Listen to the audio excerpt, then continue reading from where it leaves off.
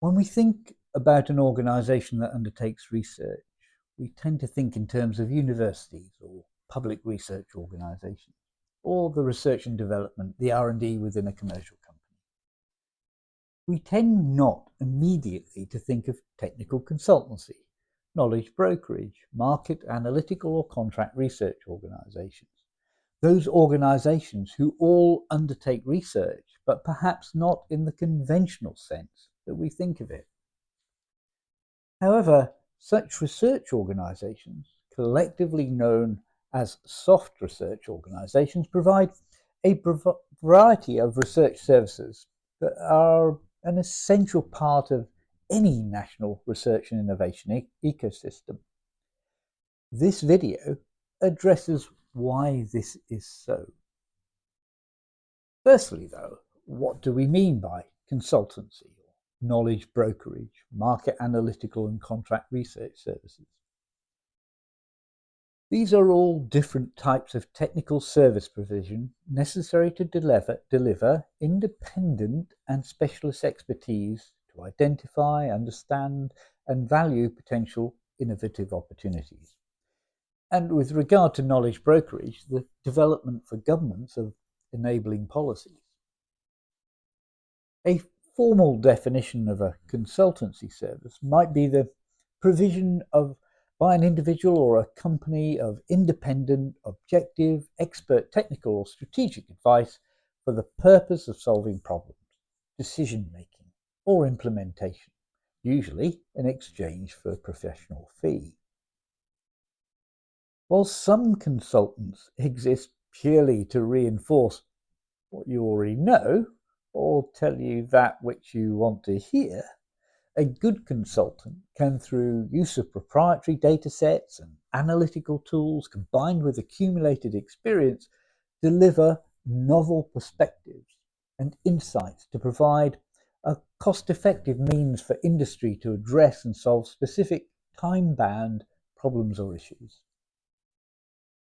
Consultancy services are available in just about any sector or discipline.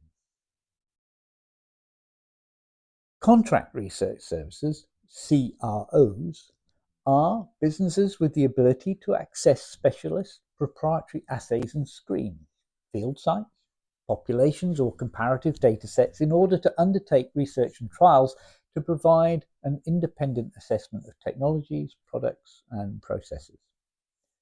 Such businesses often arise from academic study, developing bespoke techniques that are then adapted to provide commercial services.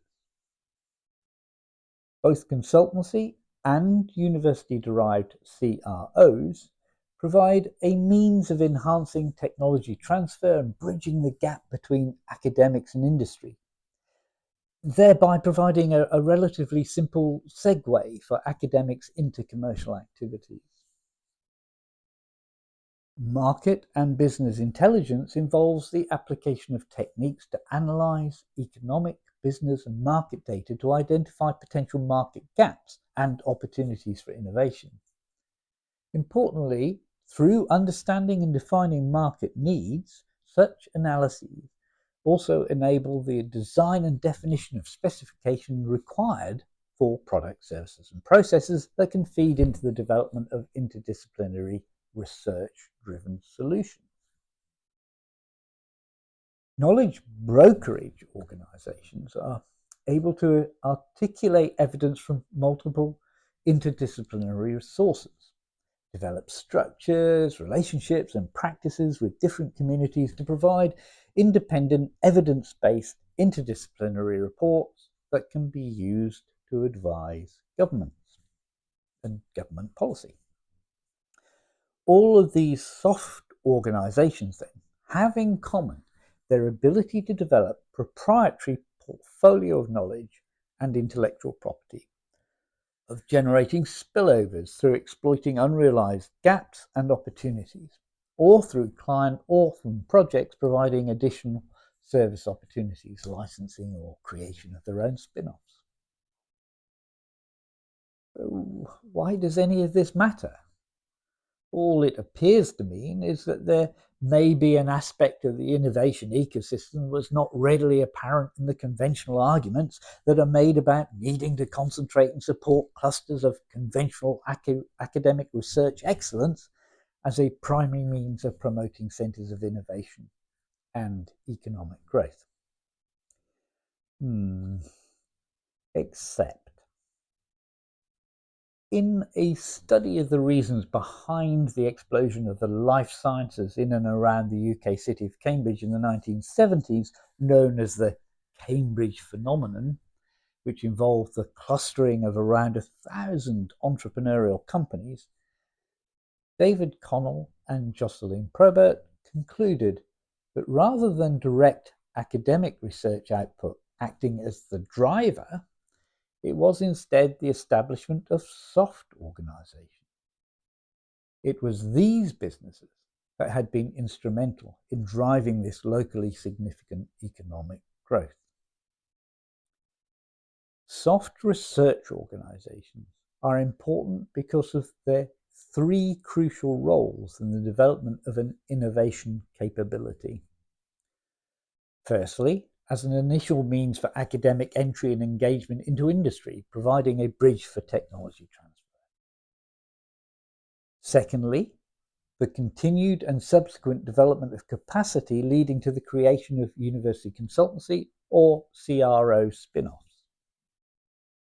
And thirdly, through economic growth based on sound market knowledge combined with skilled and experienced scientists, the generation of new IP and self-funded expansion to license and create spin-off businesses, thereby creating and acting as a catalyst and hub for local and regional and economic growth. If local economic growth is a priority for government, then policies are needed that firstly recognize the central role of soft companies and then underpin their creation and success and proliferation, rather than the current model that is usually adopted by central governments of just funding the conventional, institutional, scientific research.